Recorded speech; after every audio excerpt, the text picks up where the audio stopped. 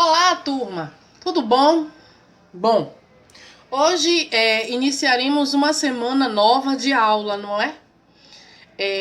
Com assuntos novos ou revisões de outros.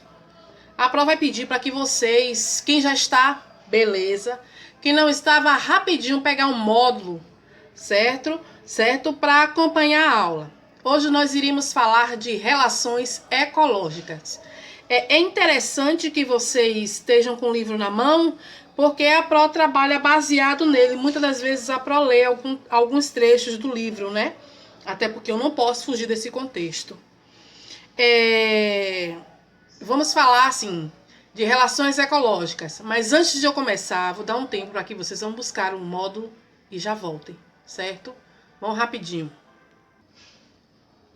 Bom, nós estudamos, né, no assunto passado, biosfera, né? E sabemos que biosfera é a região da Terra onde encontramos uma grande diversidade de seres que interagem entre si, né? Pois hoje falaremos de relações ecológicas. Pense na interação entre a abelha e a flor, mostrada, né, no início do capítulo.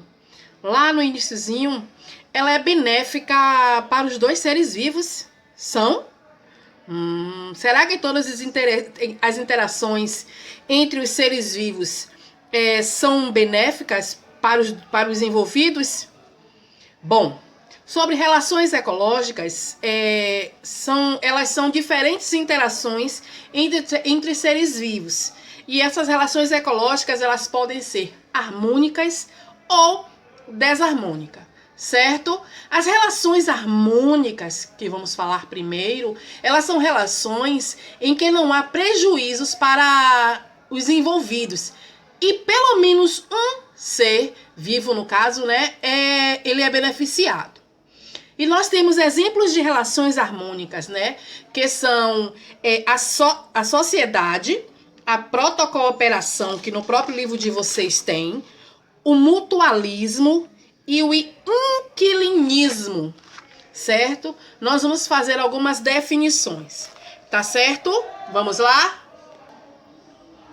Bom, na sociedade, relação harmônica, né? Como o próprio módulo diz, vejam aí, né? As abelhas, por exemplo, são insetos que, além de interagirem com outros seres, interagem entre si, como algumas espécies de abelhas que vivem em grupo. Essa é uma relação harmônica, não foi isso que nós falamos? Outros insetos, como formigas, vespas e cupins, eles também formam as sociedades, certo? Vamos de protocooperação? Vamos lá? Bom, na protocooperação, também de acordo com o que está no livro, né, ambos os indivíduos se beneficiam, como ocorre na relação entre o paguro, um tipo de caranguejo, e a anêmona do mar. Tem exemplo no livro de vocês com imagem, certo? Bom, a anêmona do mar, ela oferece proteção ao paguro, né, contra predadores, pois apresenta tentáculos com substâncias que queimam. Por outro lado, ela utiliza o paguro como meio de transporte, além de aproveitar as sobras de alimentos deixados por ele, né? Essa aí é a protocooperação. Agora vamos de mutualismo. Bom, no mutualismo, a associação entre os seres vivos envolvidos, ela é obrigatória. Um exemplo são os links, organismos que resultam da associação entre algumas espécies de fungos e algas. Nessa relação, os fungos absorvem umidade e sais minerais, que também são utilizados pelas algas. As algas, por sua vez, ao realizarem fotossíntese, produzem nutrientes que também são utilizados pelos fungos, né? Nós, seres humanos, como o próprio livro, eu estou lendo o que está no livro, que é resumo, eu estou resumindo, certo? Acompanhe que vocês vão entender tudo direitinho. Nós seres humanos mantemos uma relação de mutualismo, por exemplo, né, com uma sociedade de bactérias que vivem em nosso intestino. As bactérias se beneficiam auxiliando na digestão dos alimentos e ao mesmo tempo que recebem abrigo e proteção, né? Aí agora nós vamos de inquilismo. Vamos lá? Continuando de explicação, de acordo ao que tem no módulo, certo?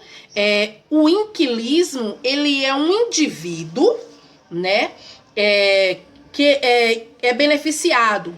Enquanto no inquilismo, né, no caso, só um indivíduo ele é beneficiado. Enquanto o outro não é beneficiado e nem prejudicado, certo? Algumas plantas, como as orquídeas e as bromélias, estabelece esse tipo de relação como as árvores, né? Utilizam as árvores como suporte, encontrando melhores condições de luminosidade. A gente costuma também chamar ela muito de trepadeiras, né? Mas sabemos aí que nas relações ecológicas, elas são um inquilinismo, né? Que elas se aproveitam, né, desses favorecimentos que as árvores podem dar a ela, certo? Nós falamos um pouquinho sobre as relações harmônicas. Vamos agora de relações desarmônicas. Bom, vamos continuar com a relação desarmônica, certo? Elas são aquelas que, pelo menos um dos seres vivos envolvidos na relação, ele é prejudicado. Nós temos exemplos de relações desarmônicas, o predatismo, a competição, né, e o parasitismo. Vou falar um pouquinho de cada um, baseado no livro de vocês, como eu estava falando anteriormente de relação harmônica, certo? No livro de vocês fala assim, que competição, o nome já lembra alguma coisa, né? Competição, disputa, não é isso? É uma relação em que pelo menos um dos organismos envolvidos ele é prejudicado. Nesse tipo de relação, os envolvidos competem por recursos como alimento, luz e água. Eles também podem competir por território e fêmeas na época reprodutiva. A competição ela pode ocorrer entre vários seres de uma mesma espécie ou de espécies diferentes, certo? A gente tem dois exemplos aqui embaixo, que é a população de garças, né? Elas competem entre si por alimentos e os machos competem pelas fêmeas, né? E já aqui ao lado, nessa imagem, tem a floresta. Se você estiver acompanhando o livro, você vai ver. Há diferentes espécies de plantas que elas competem, né, pela luz do sol e nutrientes do solo, certo? Vamos falar agora sobre o parasitismo, ainda baseado no livro de vocês, certo? Um ser vivo ele se alimenta de um outro sem necessariamente causar uma morte. Em relação ao indivíduo que se alimenta, ele é chamado de parasita. E o que serve de alimento, ele é o hospedeiro, certo? No parasitismo, o único beneficiado é o parasita, que com o tempo provoca o enfraquecimento do hospedeiro, podendo levá-lo à morte.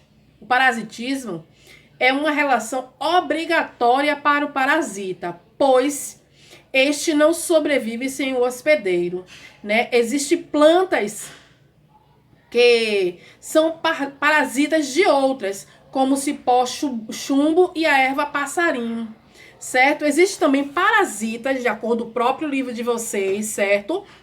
Que são externos, como os carrapatos, né? Os piolhos e as pulgas, certo?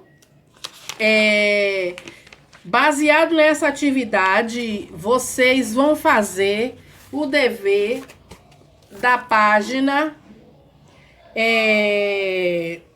rapidinho 17, 18 e 19. Não é para fazer a página 16, certo? Porque tudo que nós fazemos tem um planejamento, certo? Então, a 16 não é para fazer. É para fazer somente a 17, a 18 e a 19. Tá certo? Beijos, até a próxima aula. Tchau, fique com Deus.